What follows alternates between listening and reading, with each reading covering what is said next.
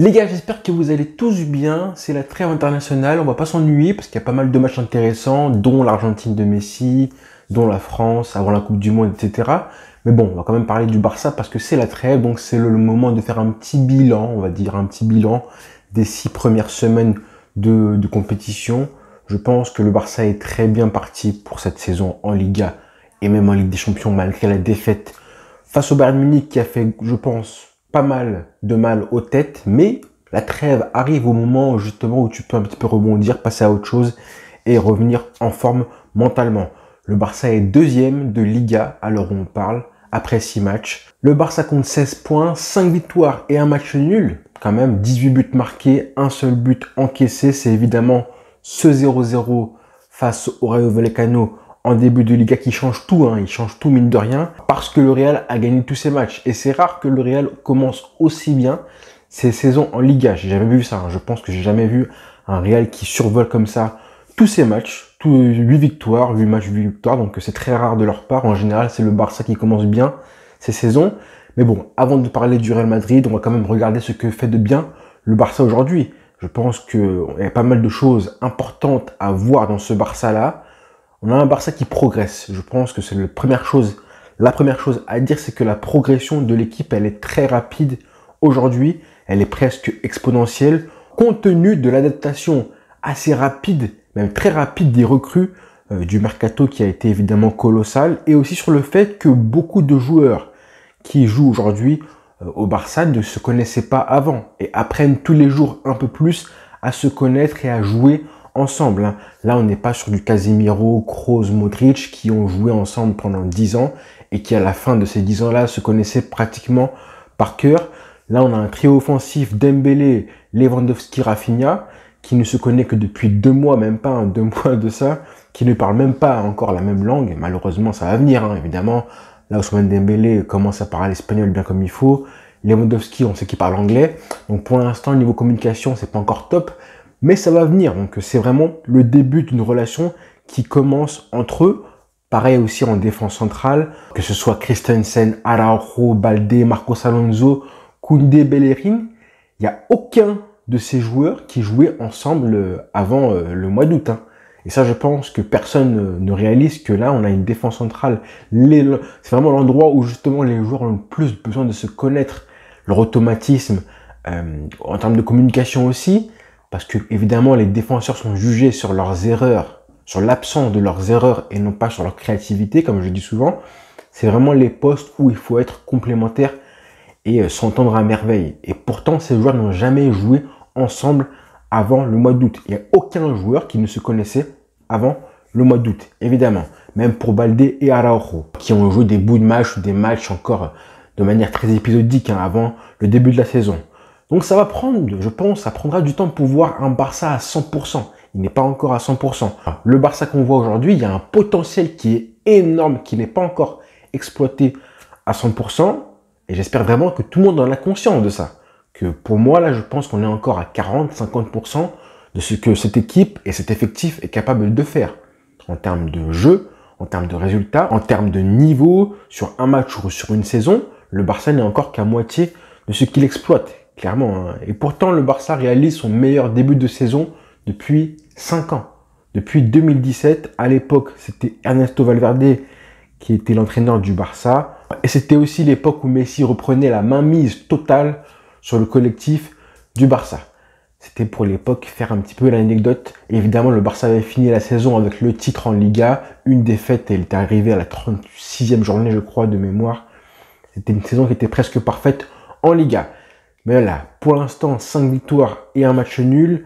Meilleure attaque de Liga avec 18 buts marqués et en 6 matchs. Donc une moyenne de 3 buts par match. Un seul but encaissé. C'est évidemment ce match-là face au Rayo Vallecano qui laisse beaucoup de regrets. Sinon, le Barça serait premier, je pense, évidemment. Et même si, évidemment, le plus gros regret, ça reste ce match-là de mardi dernier face au Bayern qui a fait beaucoup de mal aux têtes.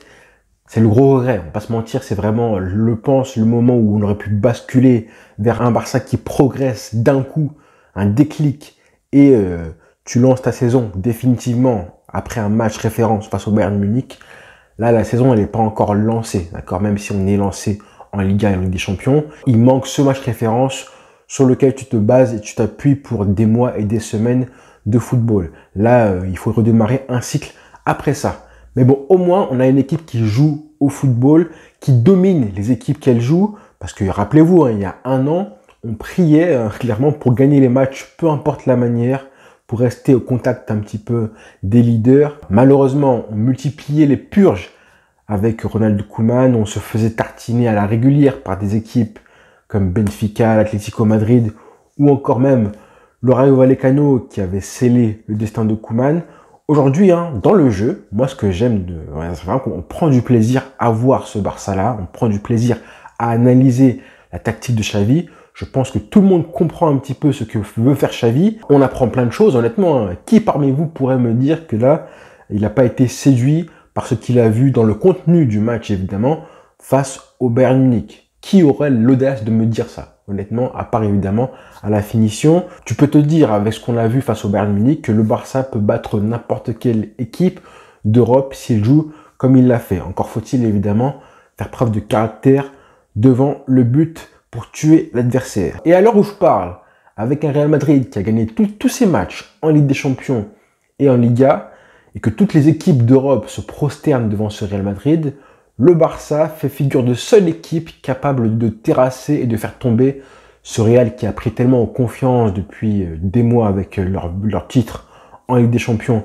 et en Liga. On n'en est pas encore là, le Classico aura lieu évidemment le 16 octobre, mais tout le monde a déjà coché la date parce qu'on veut savoir un petit peu est-ce que le Real Madrid est capable aussi de battre le Barça, sachant qu'ils ont une espèce de complexe, un regard, ils jouent différemment quand ils jouent face au Barça que n'importe quelle équipe d'Europe aussi puissante qu'elle est, peu importe quelle est.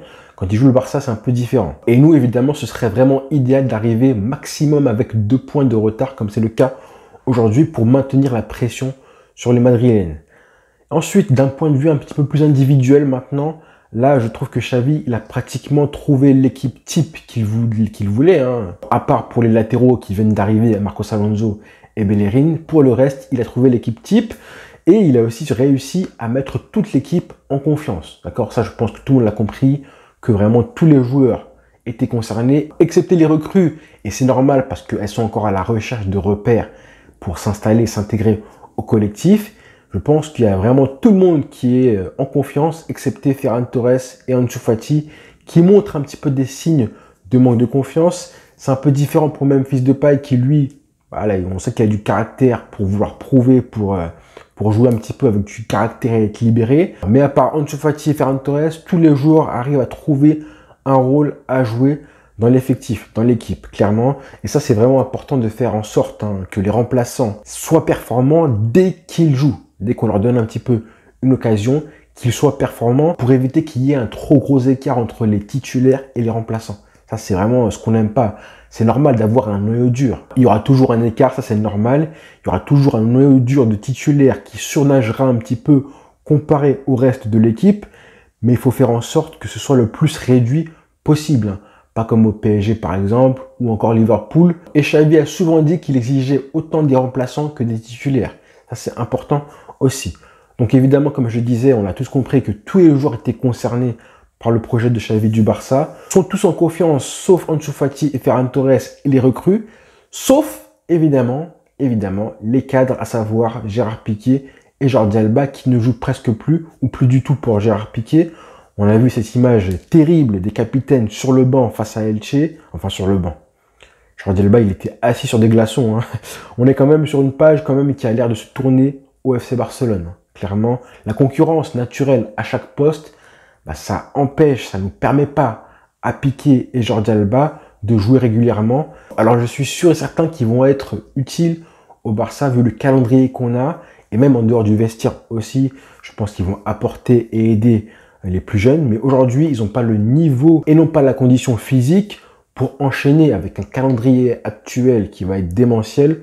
Et tactiquement, c'est compliqué pour Xavi de reprogrammer tactiquement le cerveau des mecs comme Jordi Alba qui ont tous 33, 34, 35 ans. Maintenant, faire comprendre à ces mecs-là des nouvelles choses tactiquement, c'est un peu compliqué plutôt que des joueurs malléables comme Alejandro Baldé et comme des joueurs plus jeunes. Après, bon, le jeu du Barça, ça reste le jeu du Barça, évidemment. Et je pense qu'ils connaissent par cœur ce que Xavi demande.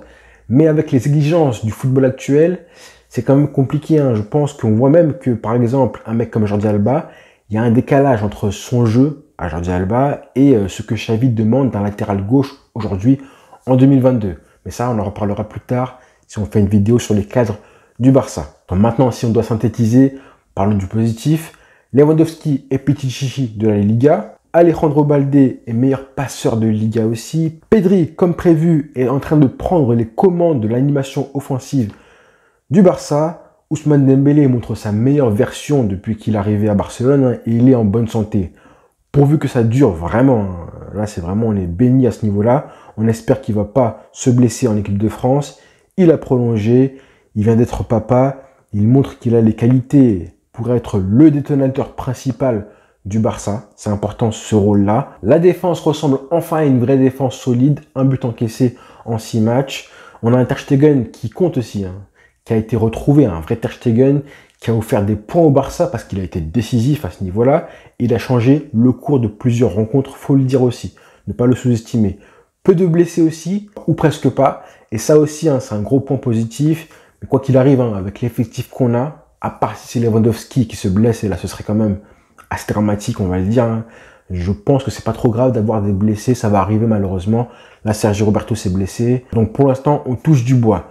Avant un mois d'octobre qui va s'annoncer démentiel, dantesque, jusqu'à la Coupe du Monde, avec 12 matchs prévus en 6 semaines, 6 matchs à l'extérieur, 6 matchs à domicile, dont 3 même, archi décisifs avec le Bayern, les 2 matchs face à l'Inter Milan, et évidemment en Liga, le Classico. Quand on fera le bilan à la fin de la saison du Barça, le mois d'octobre va être, je pense, l'un des mois les plus importants de la saison. En tout cas, l'un des plus décisifs, c'est sûr et certain, quand on fera le bilan. Donc voilà les frères pour le bilan de la première phase de la saison. Rendez-vous très vite et évidemment profitez de votre semaine et des matchs internationaux. Bonne journée à tous les frères.